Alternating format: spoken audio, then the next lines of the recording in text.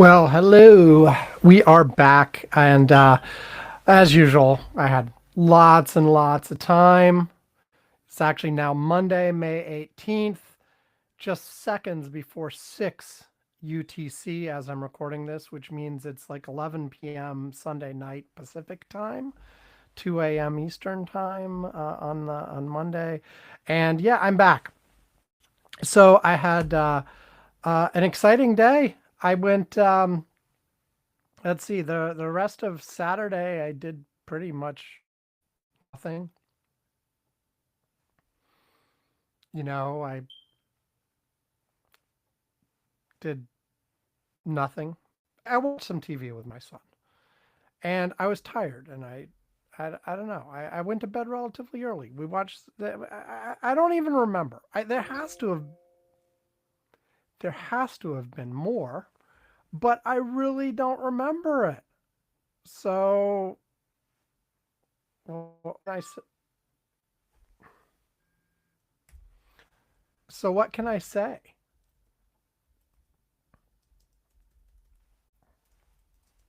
Hold on. Making some notes for the edit.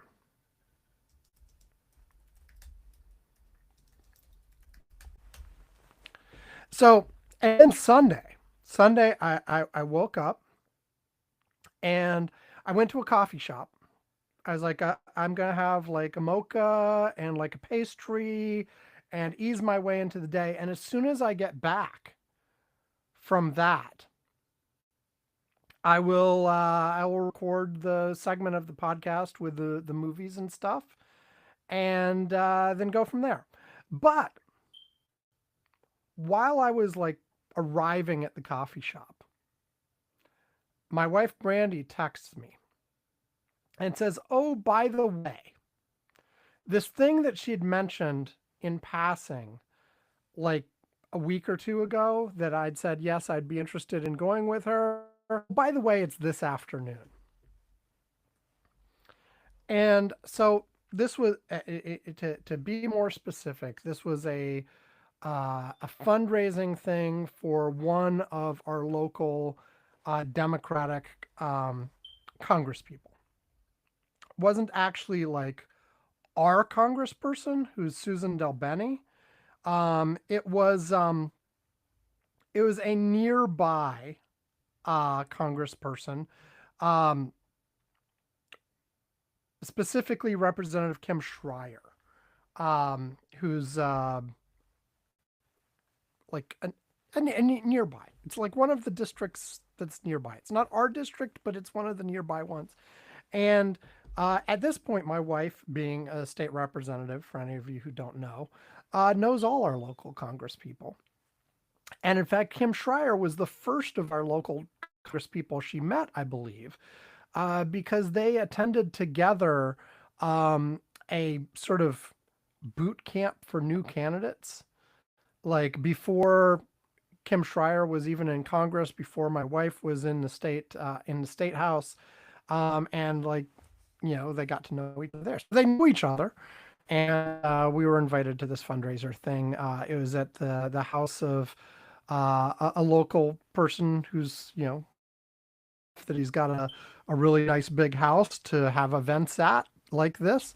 Um, and so anyway, I when she had mentioned this a couple weeks ago, I was like, yeah, of course, I'd love to go, but I want to make sure that I am like dressed appropriately, because she's occasionally uh, asked me to go to things like this, sort of political events where elected officials will be present, fundraisers, whatever, and on occasion, yeah, I've asked her, okay, how do I have to trust? What's the? And she's like, whatever. You're fine. You're fine.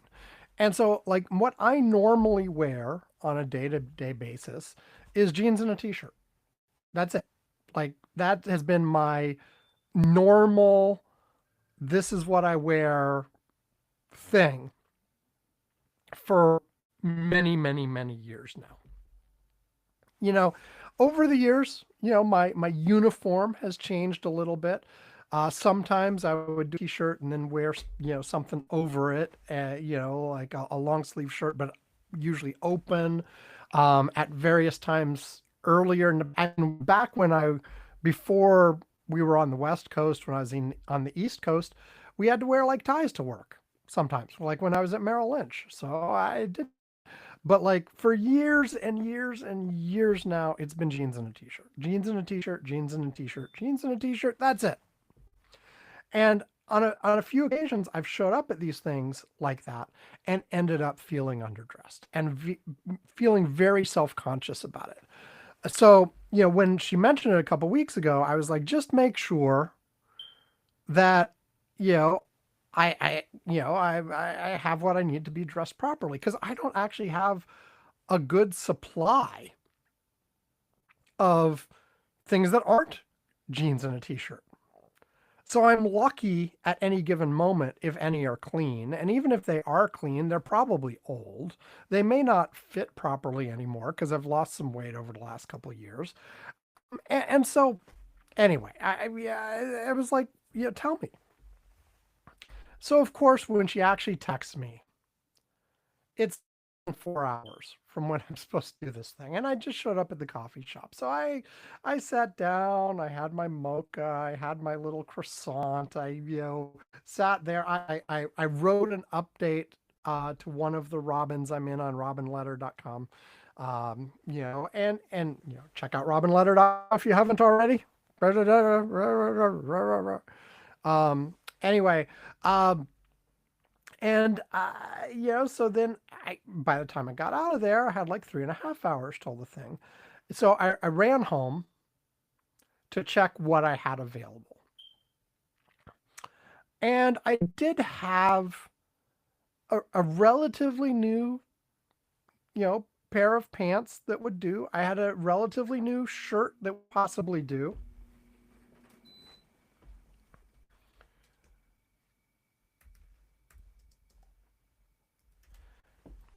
I had a relatively new pair of pants that would do. I had a relatively new shirt that would do independently, but they didn't go well together. They were all like dark gray. So I'd be like if I wore that combination, I'd just be 100% dark gray. And I felt like that. I didn't like that combination. Maybe it would have been okay. Maybe it wouldn't have. So I'm like, okay, I have to go shopping. Yeah, I have to like go shopping, find something appropriate. So I ran out to go shopping. I went to a local store, found what I needed. And while I'm doing that, I'm like, if you told me even a little bit earlier, I would have gotten a haircut too. And she texts back, maybe you have time. And the place I normally get my haircut was like closed. Like they weren't open on Sundays and Sunday afternoon. And but I did the Google Maps thing, and it was like one of these chain cut stores. I hesitate to call them either a barber or a hair salon or whatever. It was just a chain haircut store, and it was like in the same little complex as the place where I'd gotten the clothes. So I'm like, what the hell? So I went and got a haircut too. Then took a shower, and by the time that was done, it was time to go to the event. And I went to the event, and it was fun. It was interesting. I was all prepared. If anybody there asked me about like my own life and how I was doing, to give them the little like spiel of I was at Amazon for 20 years. I got laid off. I'm trying to figure out what I'm doing next. I've got this Robin letter project going on. Maybe you'd be interested in that. Blah blah blah. Because the room full of influential people, that might be fun. But nobody asked. I was just arm candy for Brandy. So I basically followed her around and nodded politely as she had conversations with a variety of other people, many of which were elected officials in various positions or running for to become elected officials in various positions, etc. So I shook hands. I was introduced. I you know, and I had my nice new outfit. I was is, nice, clean, new, crisp clothes that like were a little dressier than jeans and a t-shirt. We're not talking super fancy here. Suit and tie. We're not talking anything like that. I do have a suit somewhere. I got it for the last time I had something fancier. Because, of course, these events are so far apart that I always end up getting a new suit for them. Um, and it's somewhere here. I think it needs to be cleaned before I can use it again, and I'm not sure exactly where it is. I didn't put it like where I normally put clothes because it's a suit, and so it needs to like go out to be cleaned. And if I put it where I normally put things, it would go through the laundry and be ruined. And I have in the past, it's been decades, but I did ruin two suits in a row by just throwing them in the laundry, and that was a bad thing. And I remember that was a bad thing, so I put it aside. But of course, because I put it aside, I have no idea where it is at the moment. I think it's like up on a shelf somewhere. I don't know. But if something that required a suit came up, I think I'd be able to find it, but I would need enough notice so that I could get it cleaned, because I am sure the last time I wore it, I spilled something on it or something like, I don't know. I you know, I'm sure. I'm sure there's no way I didn't, right? I mean, I'm me. Um, and so I'd have to deal with that, and you know, and hopefully, like, it's whatever happened to it. Hopefully, the fact that it's been sitting on a shelf for, I don't know, a year or two wouldn't be a problem, and they could still clean it. I don't know. I am not one for doing that. No, this is like, it's like tan pants and a maroon button-down shirt with like a little bit of pattern in it, and I'm looking down at it because I'm still wearing it, and I got like something that was, I normally would have worn like a t-shirt under that. I got something that was slightly heavier than a normal t-shirt, but still like that kind of thing to wear under it that was like just black. So there'd be like a little bit of black at my neck. And I got the haircut. So it was good. Anyway, I did not spend the entire time at this event thinking, "Oh my God, I'm in an old ratty t-shirt and some jeans of indeterminate age and whatever." And instead I was like, okay, I fit in. I was at the same level of casualness as everybody else at this event. So, that was fine. Anyway, by the time we got done with that, which of course was hours later, Brandy mentioned, and I'm sure she had mentioned this before, but to be honest, I was like, it was like she was telling me the whole time, for the first time. I know she mentioned it multiple times before, but I just not internalized that in fact she is leaving tomorrow morning for Denver for some event that she's going to, some conference, some thing where she's going to learn about something. I think it's education related, schools, whatever. And like, so she's catching a flight at 7:30 tomorrow morning, 7:30 Monday morning, and she also does not have the clothes she needs for this trip, because we don't necessarily, stuff may not be clean, but also she's lost a bunch of weight lately too, so she's got to get stuff that fits and looks decent or whatever that'll work for this. So we leave there to go shopping for her, and that of course takes several hours. And then we finally come home, and it's like, okay, well, actually, we were going to go home and we were going to stop to get food on the way to bring home to Alex, but the place we were going to get it from was closed. So we ended up going to a grocery store instead, getting some stuff. Then I got home And I started to continue a movie with Alex that we had started yesterday while Brandy made some dinner for everybody. And then we had dinner and blah, blah, blah, and everything, blah, blah, blah. And now it's after 11 p.m.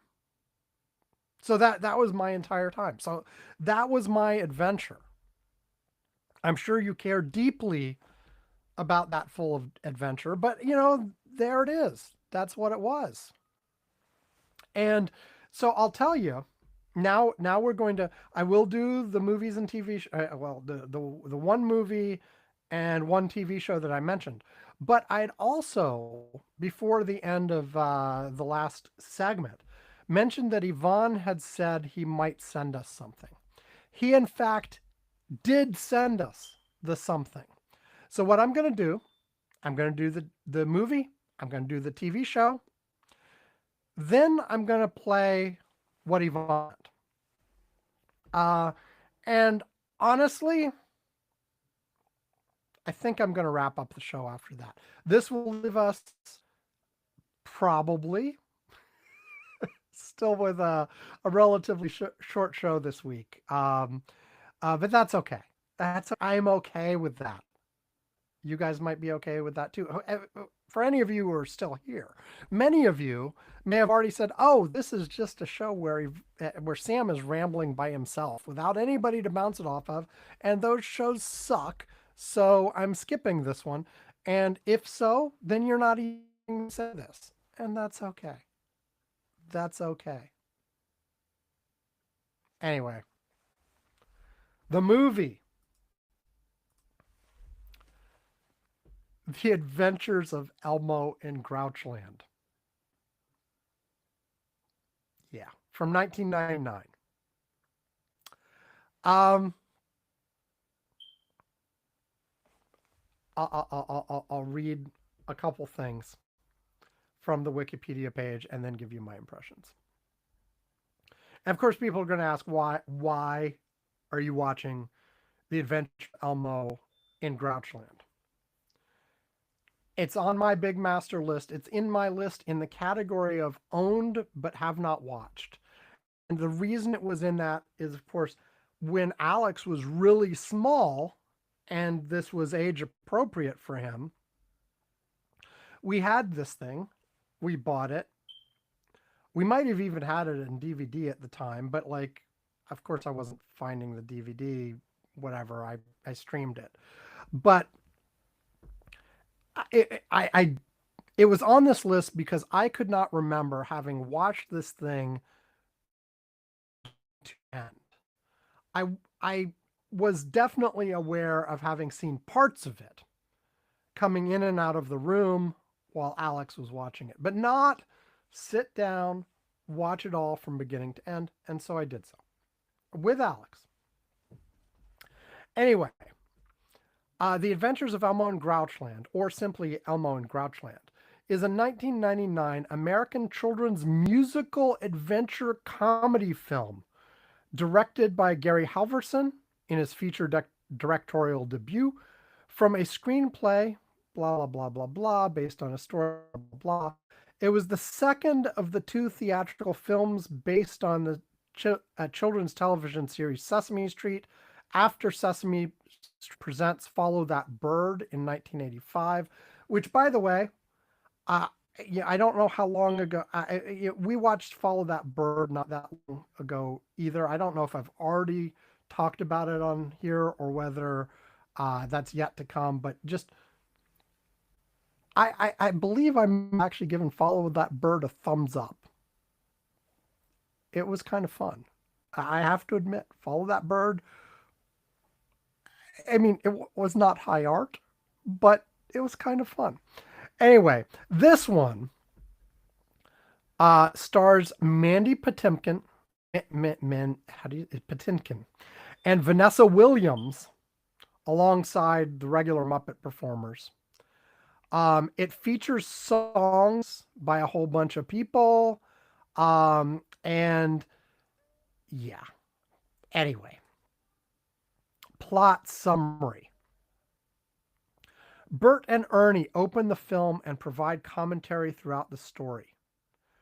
One day, Elmo plays with his blanket in his bedroom of his apartment until he accidentally spills orange juice on it and takes it to the laundromat.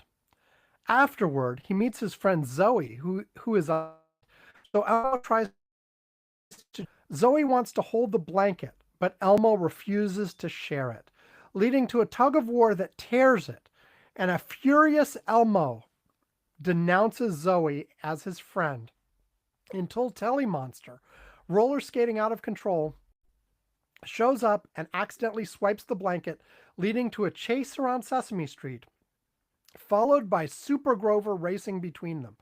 The blanket falling into the hands of Oscar the Grouch, who sneezes in and throws it in his trash can.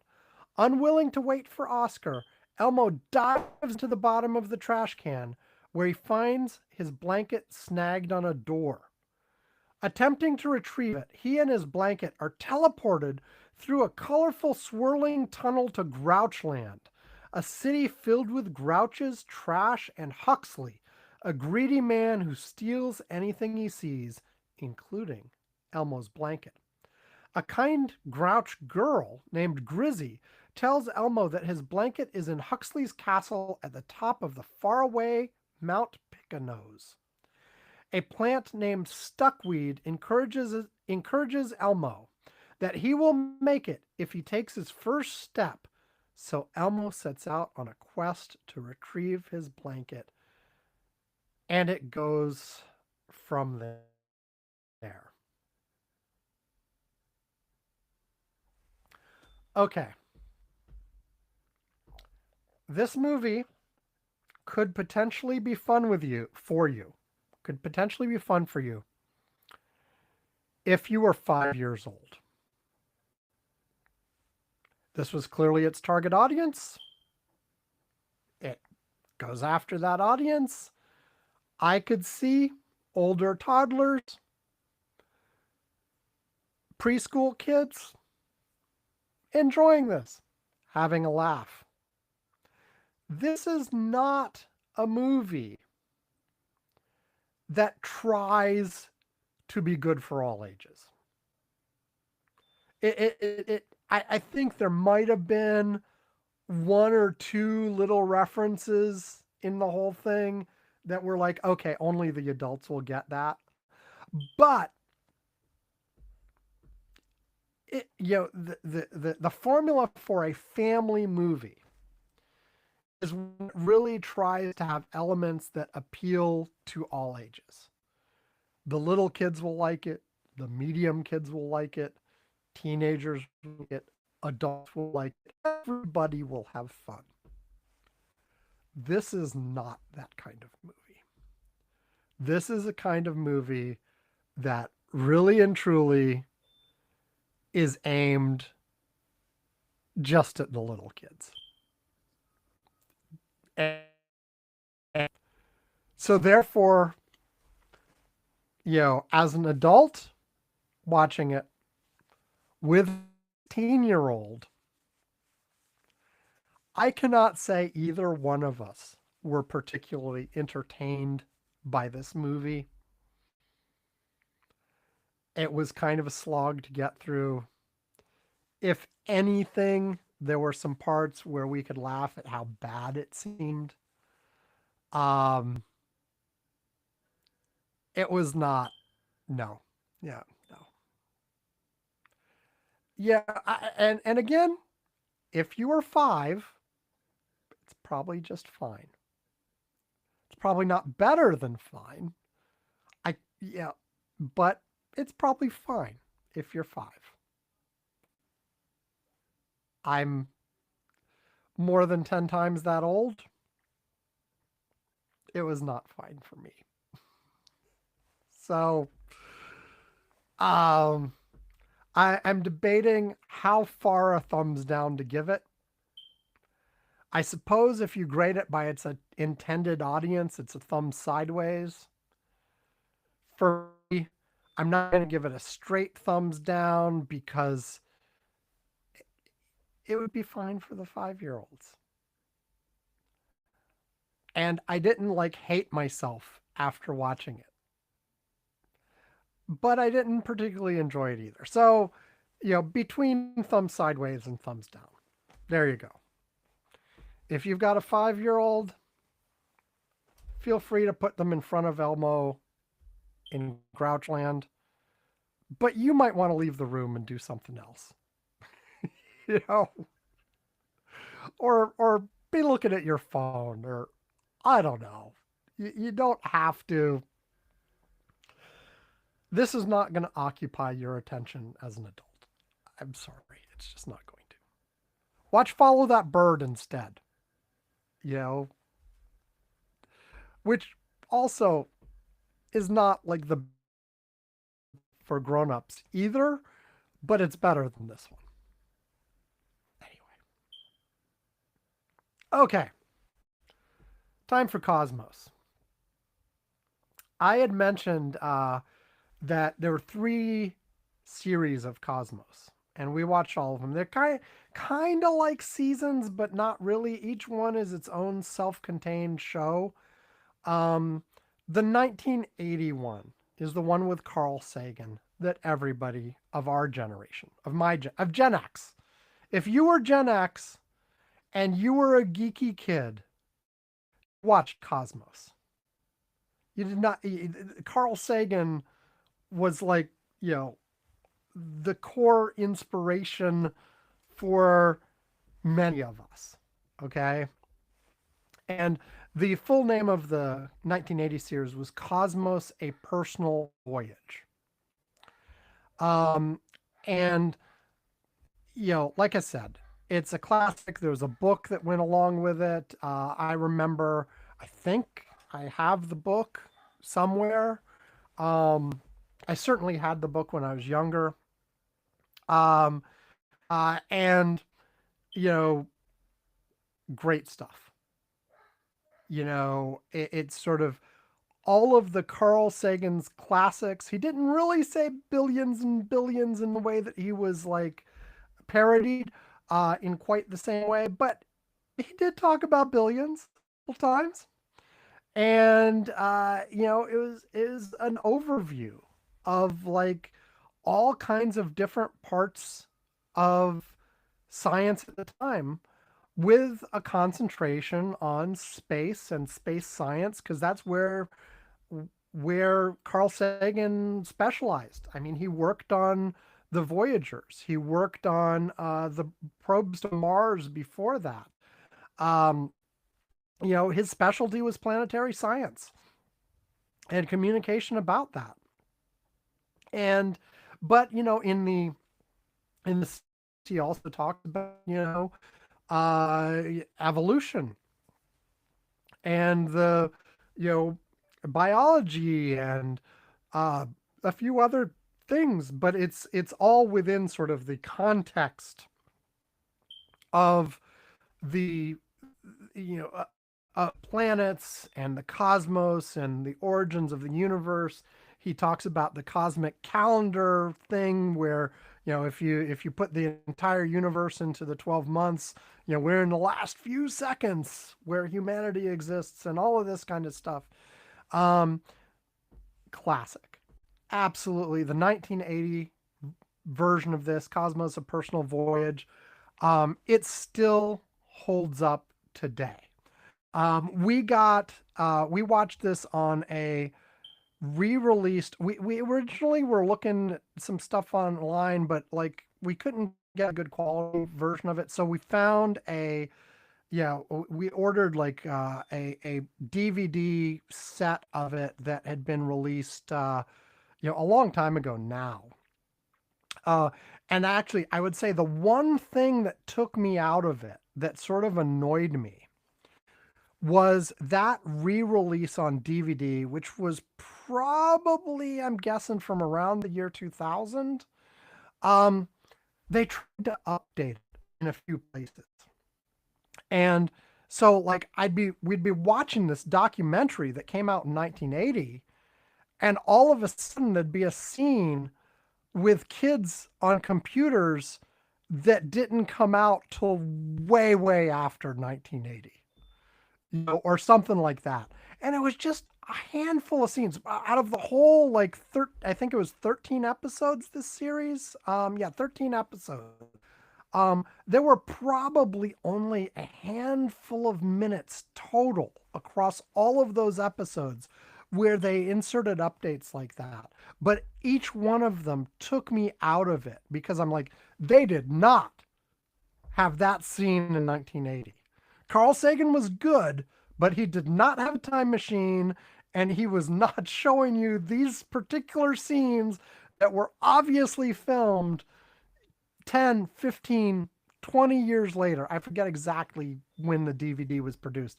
Now, I did not mind at all. They had little segments afterwards where Carl Sagan himself would come on camera, speaking directly to camera and say, "Hey, in the time since this originally came out, here's additional things we have learned as we have further investigated the science and we've sent more probes out and we've done more experiments. And here's what we've learned since then." That's absolutely fine. But the places where they actually dropped in and changed the original thing and I don't like that. Um, anyway, there were two more seasons. In 2014, Cosmos: A Space-Time Journey, and then finally in 2020, Cosmos: Possible Worlds. Now, both of these, Carl Sagan had obviously passed away by then. He died of cancer. When did he die? Um, yeah, of course I have to look that up. Carl Sagan died in 1996. And let's see, what kind of what did he die of? Ah, melidodysplasia. Um, and he received 3 bone marrow transplants. He died from pneumonia at age 62 at the Fred Hutchinson Cancer Research Center in Seattle. I didn't know that. Um, but yeah, but Carl Sagan's widow, Anne Druyan, who was also very involved in the original Cosmos, worked with uh, Seth MacFarlane, the same guy who did like Family Guy and um, The Orville and a whole bunch of other things, came back on as producer, and Neil deGrasse Tyson was the host for both of the additional 2 series, the 2014 one and the 2021. Um, Summary, I mean, let's just put it this way. They were fine. The 2014 version and the 2020 version were both fine. But Neil deGrasse Tyson is not Carl Sagan. I'm sorry, he some people like him. Other people point out that he's kind of an asshole in real life, apparently. I don't know, but I've never met the man. But there have been reports that I have heard. But, it was fine. But it didn't feel like the same. And I don't know. Honestly, this may simply be because of when I originally watched the original Cosmos. I mean, 1980, I was 9 years old. And this was a major part of what drove my interest in these kinds of things. It was one of those, a canonical event, in my life was watching Cosmos. And this was back when you had to be in front of the TV when it was coming on TV, right? And Neil deGrasse Tyson just ain't that for me. So maybe that's all it is. But it was kind of interesting because in a couple places, Neil deGrasse Tyson mentions places where his life intersected with Carl Sagan. Because apparently, Carl Sagan agreeing to meet with him and talk to him when he was just starting to get into astrophysics as a very young man was, a seminal event in Neil deGrasse Tyson's life as well. And um, and that was cool. I guess I liked those parts, and again, it wasn't a bad series. It was a, it is a fairly decent, like, let's have 13 episodes talking about various science things. Some of it retread the original Cosmos, but updated. Some of it covered new things, and it tried to have sort of the same general style, but updated a little bit, and that was fine. Um, for the second one, I believe we did find it streaming somewhere like appropriate, I guess is the right way to say. I will say the 2020 version, none of the normal places had it. None of the normal places that you would think would have these kinds of things had it available. You could not, I was like, can we buy it on DVD? Can we watch it on any of the streaming services? Like, I think the second one was on, I gotta look it up. Where was the second one? The first one we could only find properly on DVD. The second one, looking it up on Just Watch, was on Prime Video. Was on Amazon Prime Video. Interesting. Yeah. But the 2021, nowhere. It was nowhere. We could not find it anywhere. Apparently, like, it had been aired on Fox. Both of these Neil deGrasse Tyson series had been aired on the Fox network when they were new. And apparently it had been streaming on Fox's website for a while, but no longer. We found okay. Fox, Neil deGrasse Tyson, Seth MacFarlane, please don't come for me. I just wanted to watch your damn show. We found it on some Russian YouTube clone, where we could, and all the episodes weren't even at the same place. I believe there were a couple different places we had to get it. It was really sketchy. It worked weird in the browser, like whatever. But we were able to get to it. We found it like on something, and it had, like, captions generated by some random guy in India on this, like, Russian sketchy YouTube clone thing. And anyway, we found it. And we watched all 13 episodes of the last one.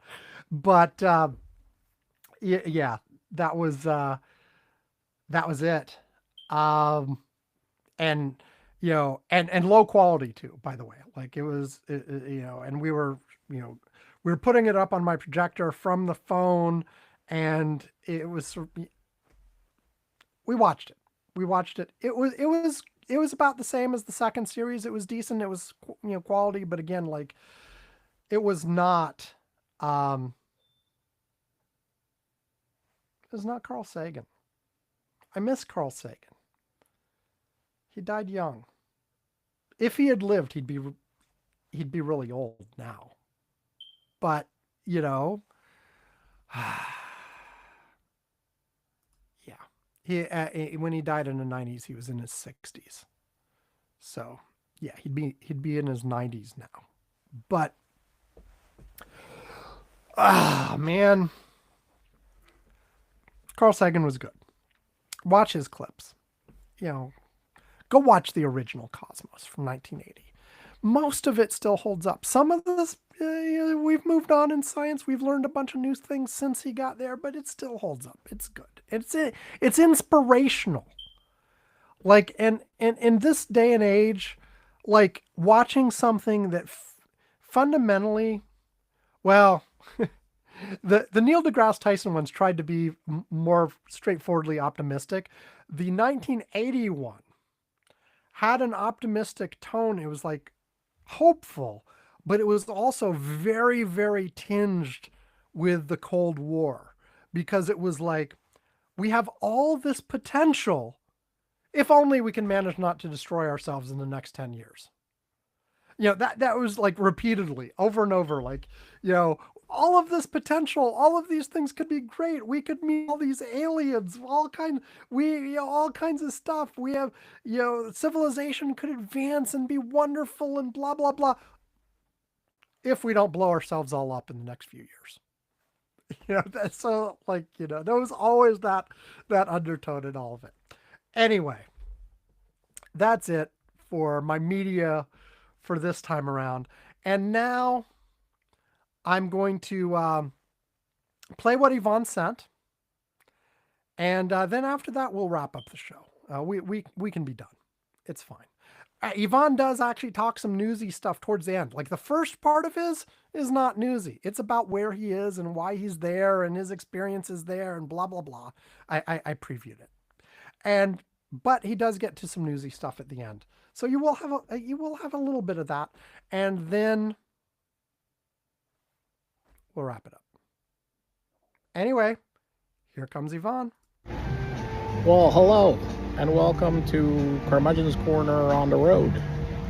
My name's Ivan Bowe. I'm not here with Samuel Minter. I've been with a lot of things last couple of weeks, not allowing me to be able to record stuff. Last week was Mother's Day, and that got complicated because I've been traveling a lot. And this week is Manu's 8th grade graduation, and they had an event at basically it's a graduation trip to Orlando, to Universal Studios, with a lot of people from his school and a lot of schools. There must have been 10,000 middle schoolers at Universal Studios. I will admit, I've never been to Universal Studios Orlando. I'd only been to Universal Studios in Hollywood. I don't think we'll be going back again.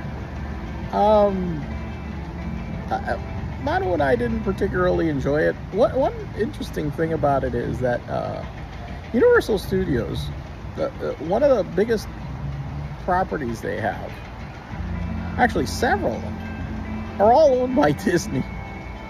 They have the Simpsons. They have an entire Simpsons land, which that is now owned by Disney. They also have all these Marvel character things. And I was like wondering why, and I forgot that sometime in the 90s, Marvel almost went bankrupt. And in their desperation to save themselves, desperation in a stupid way, because there are so many ways of saving yourself, and sometimes the thing is, some people don't want to cede control, so they do stupid things. They had sold the rights to a number of characters to both Sony and Universal in perpetuity, and also while deriving very little future income. It was just, these deals were just bad. They're just the kind of deals that you do when you're desperate. And so it's really weird that they have all these characters, and apparently the deals are in perpetuity unless they stop using the characters for a certain period of time, or stop issuing movies with a theme for a certain period of time. But it's just, they don't own the properties. The other thing is that my conclusion after being at Universal Studios, it's like Temu Disney. It really, truly is. It just really is.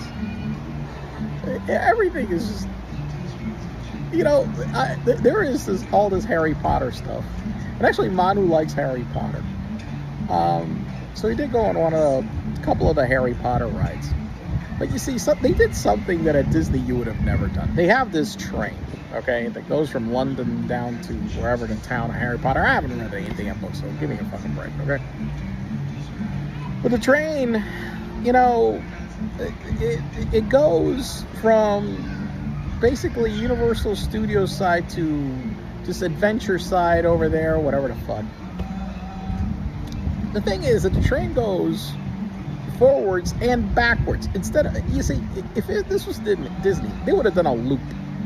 Their train is going in the right direction, okay, in one way or another. But no, because they did a single track. And by the way, this isn't even really a train. At Disney, they actually have, I mean, there is a real steam train going around Magic Kingdom. Now, they have this thing that's just on pulleys and things. It's not a real train, and then it only goes in one direction. It's stupid. It's just fucking stupid. It's just dumb. And I gotta admit, the place was designed by the same people that design casinos, because it's like I kept getting into like trying to figure out how to get around the fucking park, and I kept hitting dead ends and not being able to get around or not being able to get to where the fuck I was looking for. Plus, one thing that wasn't really clear, somebody said, hey, use the map, is that the parks aren't really connected that well either. And then they actually had made a connection between areas in a park that wasn't on the maps. So I kept getting lost. I was really irritated and tired. Look, this thing was, we rode up on a bus, and I rode up in this bus. I volunteered to ride this bus with about 60, 70 8th graders. I don't know what the fuck I was thinking. It was okay, but I'll never do this again. And then and then we were there all day, and they were supposed to go back on a bus at 11:45 at midnight. And I very in advance said, this is insane. I'm not going back at midnight on a fucking bus. No way. So I told my wife to drive up, go to a hotel, and we'll sleep. You know, we'll stay the weekend at over here and go to Disney. I mean, since we've got the annual passes, so we'll spend it at a hotel or whatever. So we came. We're staying at a hotel. We're going actually back today. So that's where we're at. But my thing is Universal. Look, if you can afford Disney, go to fucking Disney. Just don't even. I mean, and the thing is also, it depends on what characters you like. Like, it feels like some of the rides are just like, okay, Jurassic Park, fuck. Isn't Jurassic Park so, I mean, is Jurassic Park really like surf theme park rides? I don't know. Well, the thing is, what pissed me off more was that, okay, there was one ride at Jurassic Park that we wanted to take, and we got to the ride and it was fucking closed. There were like a couple of rides that I wanted to take, and I got to them and they were fucking closed. I was just, that really, I think at the second ride that we got that I was closed, I was like, okay, we're done. And we didn't stay until midnight. It was like, look, the day had been quite long. It was like around 10 o'clock, and I'm like, let's get the fuck out of here. And then, of course, I struggled to get out of the park because the signage is abominable at this place. I'm telling you, it's like it's a casino. It's trying to make you feel trapped. And then I tried to order an Uber, and first when I had the Uber, I couldn't find the damn Uber pickup, whatever. So, I mean, I'm trying to remember last time I've been so lost somewhere. It's just, it was crazy. And when I went to pick my ride, which said it was $49 to get to the hotel, the price doubled to like $100 for a 12-mile ride. I'm not even. I was like, what the fuck? So anyway, so that was like shit. Anyway, in the news this week, one thing I did want to talk about, aside from the fact that Trump went to China, he was lampooned by the President Xi. The worst thing is, he is so fucking dumb. He doesn't realize that President Xi was making fun of him the entire fucking trip. It's just ridiculous. I mean, they put him in a lower chair. He kept saying snide remarks. Really, the final act was he gave him rose seeds for the rose garden. Fucking moron. Not really. He doesn't have a rose garden to plant the seeds because now it's all cement. But, you know, who could have foretold that inflation was going to soar? And I guess they couldn't even keep it off the official metrics, but the official inflation statistics showed exactly what I've been saying, that inflation is through the roof. And oh, by the way, since the foreigners pay the tariffs, Trump decided to cut tariffs on beef to lower beef prices. So I guess them foreigners aren't paying for the tariffs, huh? Fucking idiot. I mean, it's just everything is always like this with this fucking administration. And I guess the Iran war is, well, I guess we're not doing as much shooting, but the main outcome right now is that Strait of Hormuz is closed. That's it. I mean, and I don't know, they keep talking like they're supposedly talking, but never gets anywhere. We just keep going around in circles, and circles and circles. A complete waste of a trip to China. Gained absolutely. I'm not sure what the hell he was trying to gain, because as far as I can tell, absolutely nothing was gained by this trip. I'm not sure if anybody can think of any outcome that was a gain for America. Usually, in a lot of these trips, diplomats go and work things ahead of time in order for certain achievements to be announced at them. It's kind of like, to me, like trade shows that we do, that we're negotiating a deal with people, and then we make a big announcement at the trade show. But because Trump thinks that he is the only one that can make a deal, art of the deal, whatever the fuck it is. He went to China and looked like an idiot and gained nothing, as far as I can tell. Unless somebody's got something they can tell me that they gained. Another fucking waste of time. And I guess there's no money for the ballroom. There's no private donors. There's no... Congress tried to, I guess, authorize the money, and that's not going anywhere.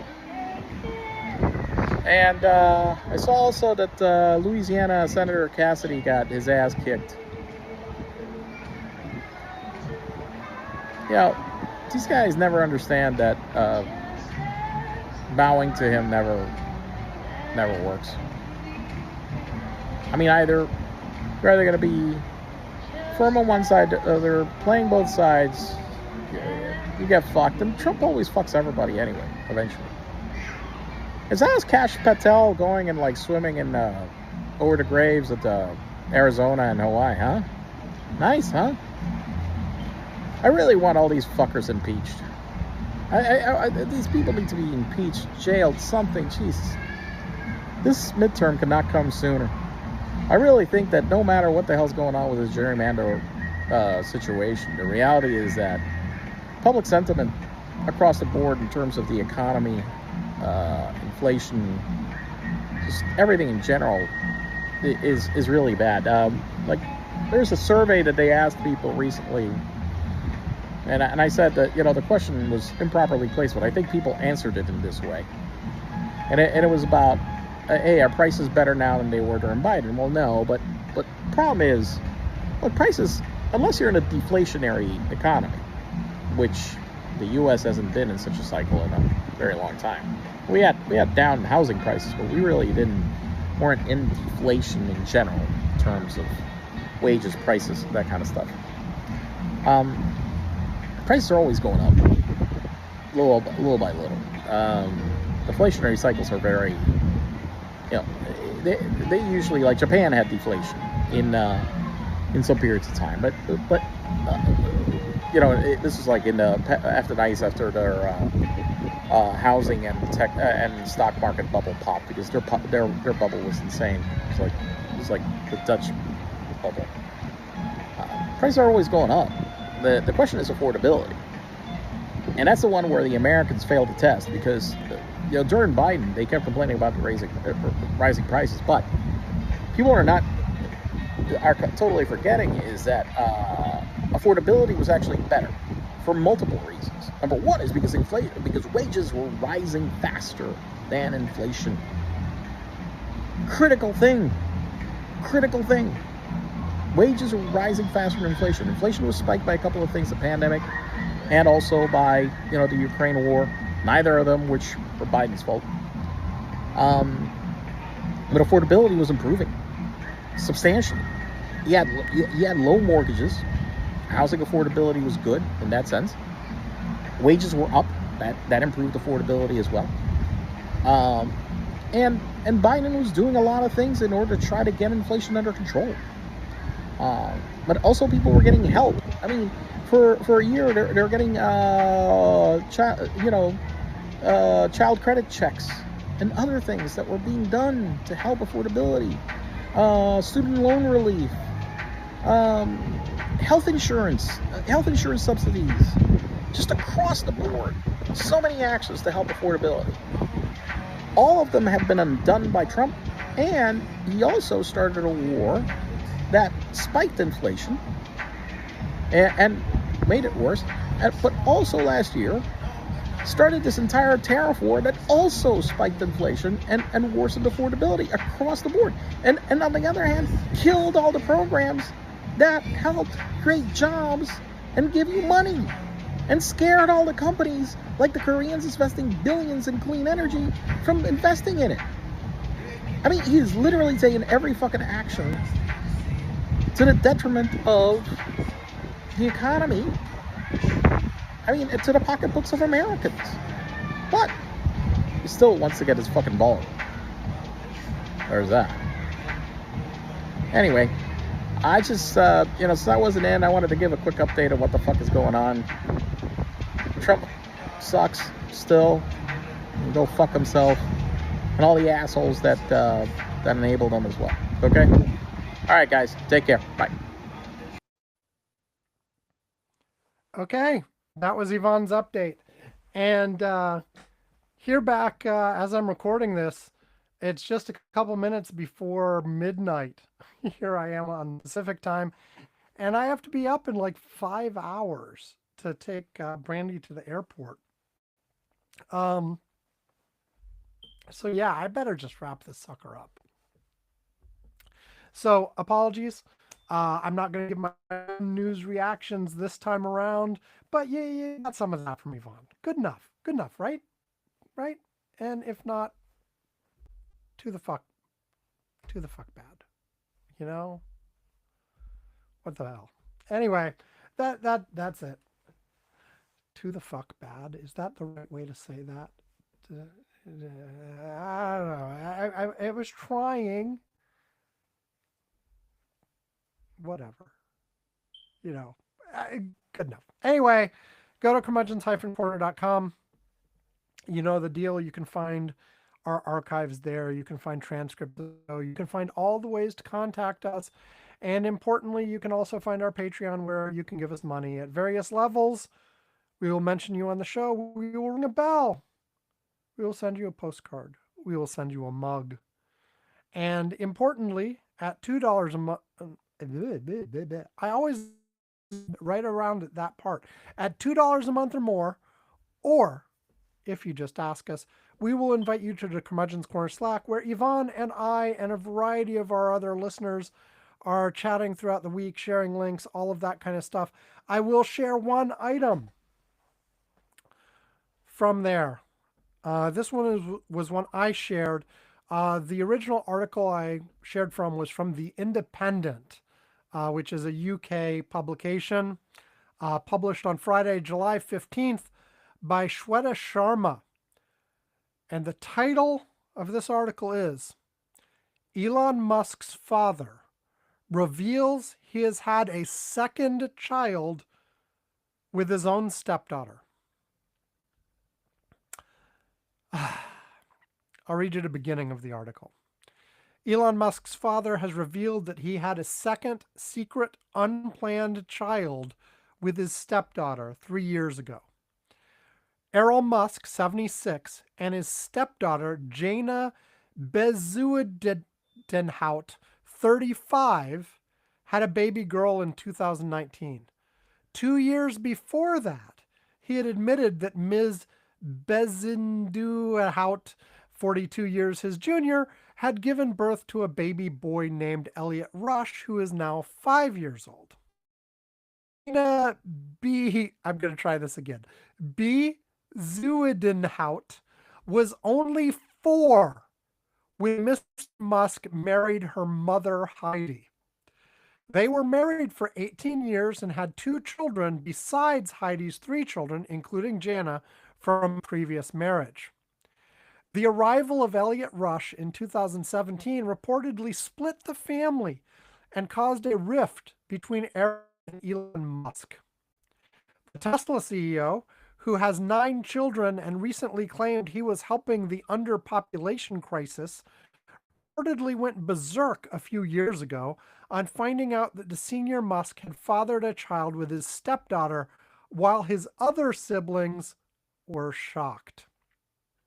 Um, while revealing the latest birth to the son, Elon Musk seemed to reason that making children was his only purpose. The only thing we are on Earth for is to reproduce, he said. If I could have another child, I would. I can't see any reason not to. If I had thought about it then, Elon or Kimball, Elon Musk's younger brother, wouldn't exist. He added that the new child, his seventh, looked just like his other children. I haven't checked her DNA, but she looks just like my other daughters. She looks like Rose and Tosca mixed up, he said. Rose, or Asha Rose Musk, is one of the 2 children Mr. Musk had with Heidi Bezuidentraut, while Tosca Musk is his daughter with his first wife, May Musk. Anyway, ... The article continues and goes on in a bit more length. All I can say, the Musks are gross.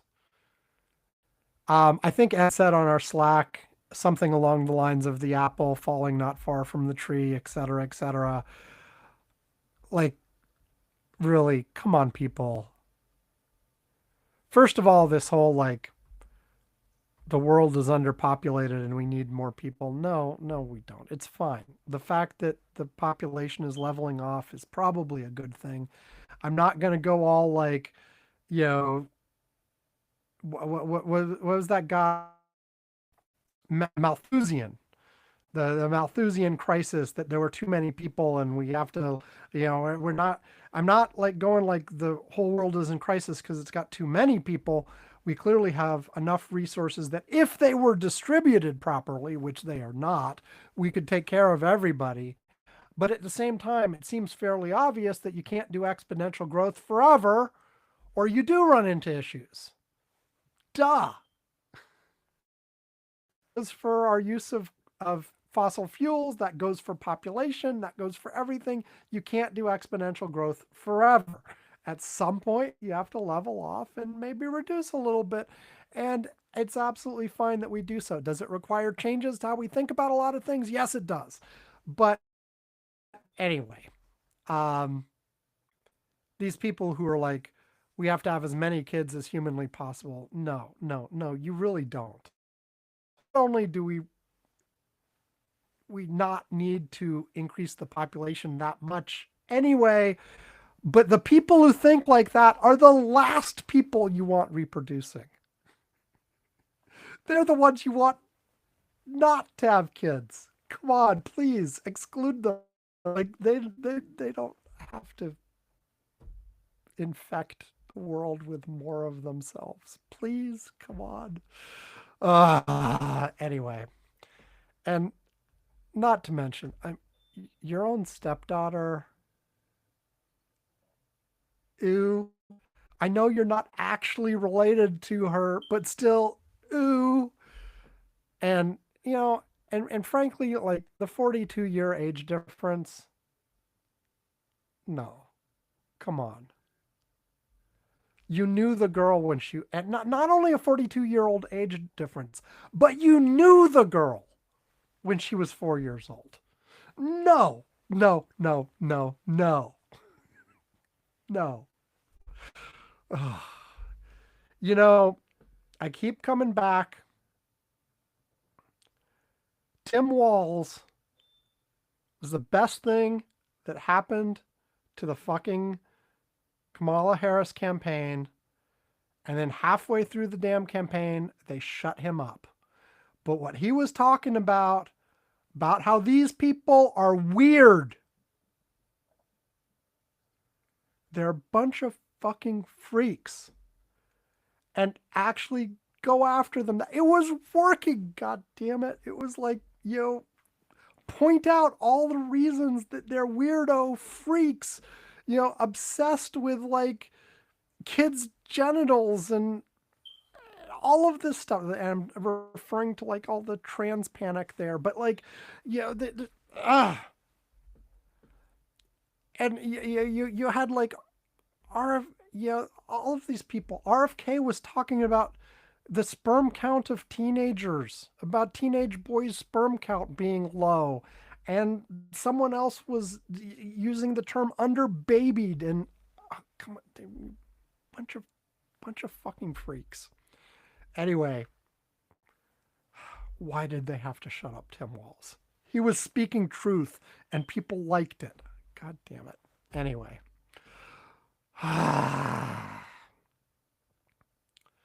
Somebody needs to do that. Like, no. Make fun of them. That's the way to burst their damn bubble. Anyway, whatever. Donald Trump's doing his own, like destroy the economy is another way, of course, but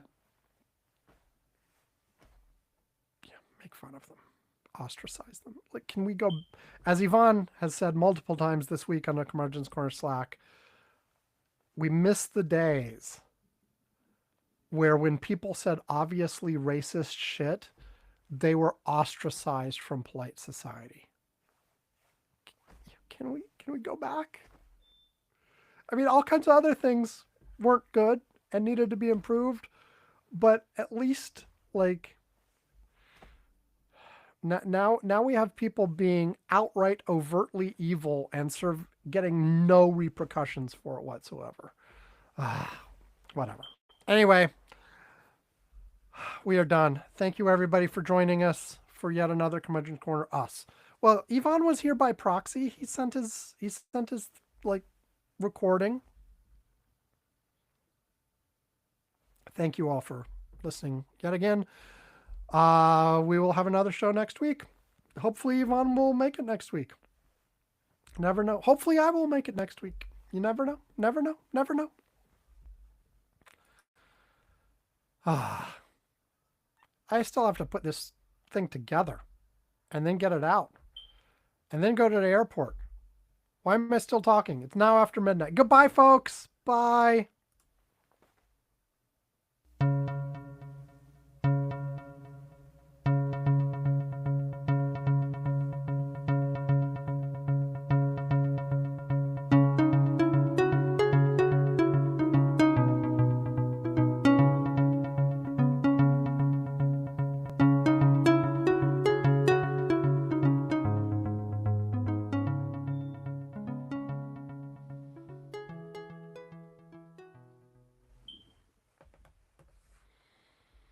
Okay. Hitting stop on the live stream. Bye, folks.